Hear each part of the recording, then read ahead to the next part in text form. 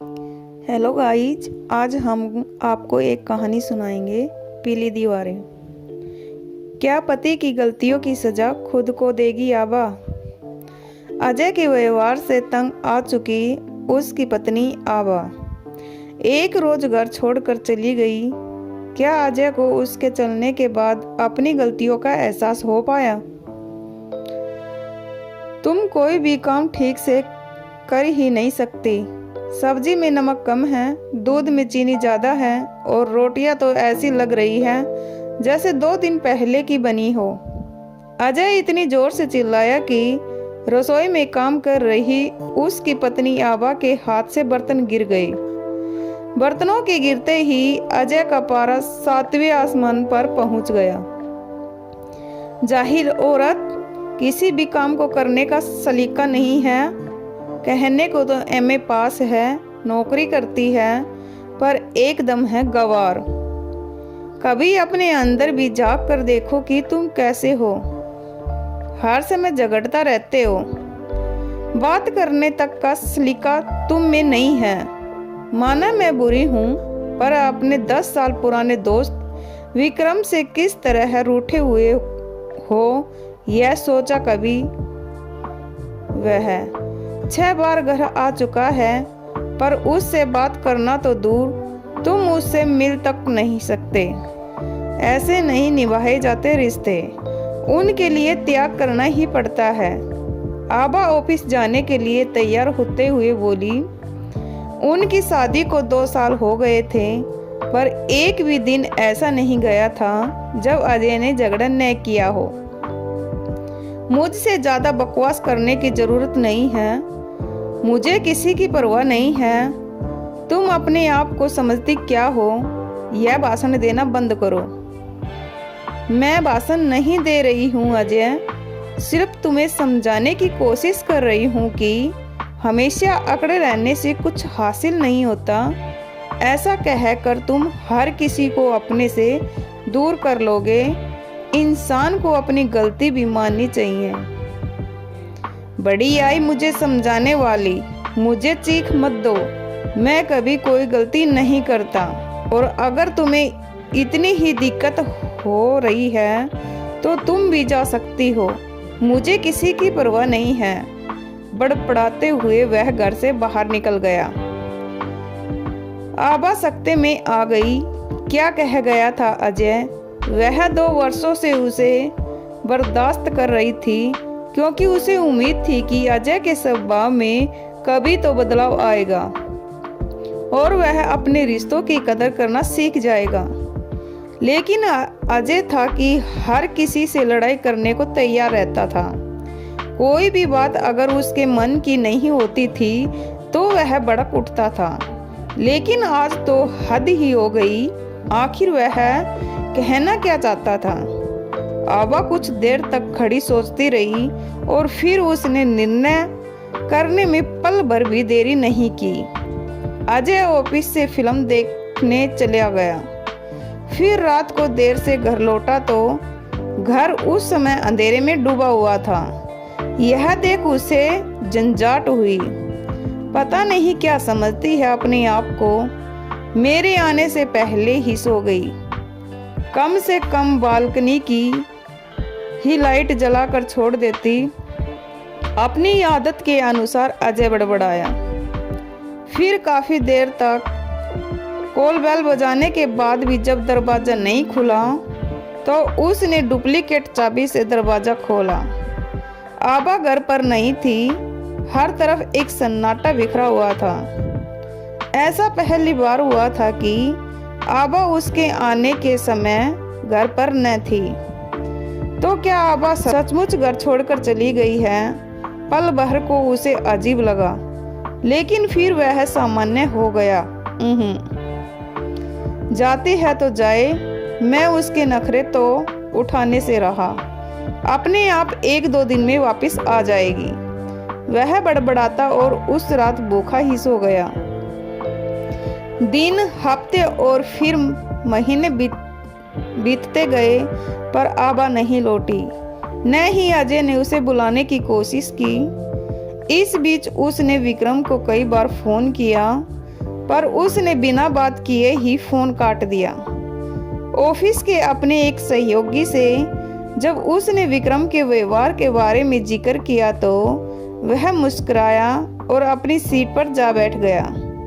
जब दूसरे सहयोगी ने उसके मुस्कुराने का कारण पूछा तो वह बोला, हमारे अजय को यह नहीं पता कि अपने जीवन से दोस्त को तो एक बारगी हटाना आसान है, पर अगर पत्नी ही चली जाए तो फिर दोस्त ही क्या, किसी भी रिश्ते को संभाल कर रखना मुश्किल हो जाता है। अब देखना हर कोई इससे मुंह मोड़ लेगा। आबा के जाने के बाद शुरू में तो अजय को अपनी आज़ादी बहुत अच्छी लगी। जब दिल करता घर आता, होटल में खाना खाता और सुबह देर तक सोता। लेकिन धीरे धीरे उसे घुटन सी होने लगी। रात को अंधेरे और सन्नाटे में डूबे हुए घर में लौटना, खुद कच्चा पक्का बनाकर खाना और अकेले बैठे टीवी देखते रहना। अब आबा तो नहीं जिस पर वह अपनी झंझाट उतारता, इसलिए काम वाली पर ही अपनी चीख उतारता। कभी उसके देर से आने पर तो कभी घर की ठीक से साफ सफाई न करने पर। काम वाली मालकिन के जाने के बाद अकेले साहब के लिए काम करने से कतरा रही थी। उसने एक दिन यह कहकर काम छोड़ दिया कि घर में कोई औरत नहीं है, इसलिए मेरे मर्द ने यहाँ काम करने से मना कर दिया है। क्या करता अजय? उसने एक लड़का नौकर रखा जो सारा दिन घर पर रहता था, लेकिन वह जितना सामान लाता था वह कम पड़ने लगा। आज यह नहीं है वह नहीं है कहकर वह अजय की जान खाए रहता। उसके पड़ोसी उसे एक दो बार चेतावनी भी दे चुके थे कि तुम्हारा नौकर दिन में अपने जान पहचान वालों को यहाँ बैठाए रहता है। पर अजय को लगा कि उस पड़ोसी को उसके नौकर रखने से शायद जलन हो रही है। एक दिन तबीयत खराब होने की वजह से अचानक अजय घर पर आया तो देखा कि वह बेडरूम में नौकर एक लड़की के साथ है। यह देखते ही वह क्रोध से भड़क उठा और उसने नौकर को घर से बाहर निकाल दिया। अकेलेपन उस पर हावी होने लगा था। उसने कई बार अपनी माँ से कहा कि वे उसके पास आकर रह ले, पर उन्होंने कहा, बेटा मेरी तबीयत खराब रहती है, ऊपर से बहू भी नहीं है, कौन देखभाल करेगा मेरी? बेकार में मेरे आने से तेरा काम बढ़ जाएगा। यहाँ तक कि अजय की बहनें जो भाभी होने पर महीने 2-3 बार चक्कर लगा जाती थी, उन्होंने भी आने छोड़ दिया। वे कहती कि भैया अपनी ही गृहस्थी से फुर्सत नहीं मिलती, अब वहाँ आकर भी खाना बनाओ, यह बस में नहीं। भाभी थी तो आराम था, सब कुछ तैयार मिलता था और हम भी मायके में 2-4 दिन चैन से बिता लेते थे। अजय उनकी बातें सुनकर चिढ़ जाता था और उन्हें भी खरी खोटी सुना देता था, लेकिन अकेलेपन और निरस्ता के समुद्र में डुबकी लगाने के कारण वह खामोशी से उनकी बातें सुन लेता। उसका दिल रोने को होता। आबा ने कैसी कुशलता और प्यार के सारे रिश्तों को जोड़ा हुआ था, तभी तो उसके जाने के बाद उसके अपनों ने ऐसे मुंह मोड़ा मानो वह आबा के रिश्तेदार हो। कुछ घंटों के लिए बहुत आग्रह करने पर बुआ आई तो बहुत उदास होते हुए बोली, अब मन नहीं करता तेरे घर आने को। मेरी बातें तुझे बुरी लग रही होगी तो, पर सोच तो यह है कि तेरा लटका हुआ मुंह देखने को कौन आएगा। आबा थी तो कितनी आव भगत करती थी, चाहे कितनी भी थकी हुई हो, पर कभी मुंह नहीं बनाती थी। औरत से ही घर होता है बेटा, वह नहीं तो जीवन बेकार हो जाता है। यार दोस्त, रिश्तेदार, संगे संबंधी कब तक और कितना साथ देंगे। साथ तो पत्नी ही अंत तक निभाती है। पति पत्नी की आपस में चाहे कितनी भी लड़ाई क्यों न हो जाए, पर वही ऐसा संबंध है जो जीवन भर कायम रहता है। क्या कहता अजय और कैसे रोकता उन्हें। उसे लगा कि बुआ सचमुच उसे आईना दिखा गई है। पिछले 6 महीनों में वह इतनी तकलीफ सह चुका था कि उसकी अकड़ हवा हो चुकी थी। होटल का खाना खाते खाते वह तंग आ चुका था और नौकर कोई घर पर टिकता नहीं था। उसने यह सोचकर अपने दोस्त पीयूष को फोन किया कि आज रात उसके घर को खाना खा लेगा, पर उसने कहा यार मेरे पिता की तबीयत ठीक नहीं है, इसलिए आज तो संभव नहीं हो पाएगा। मैं तुझे खुद फोन करके बुलाऊंगा किसी दिन। क्या करता Ajay.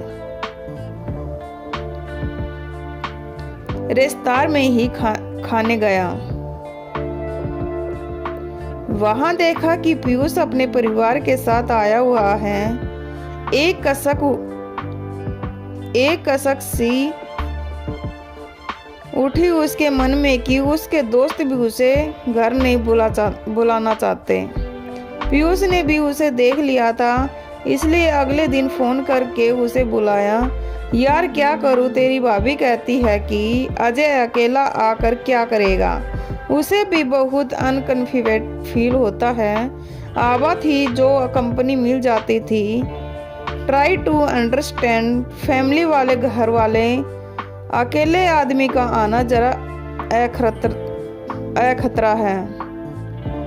I hope to mind नहीं करेगा।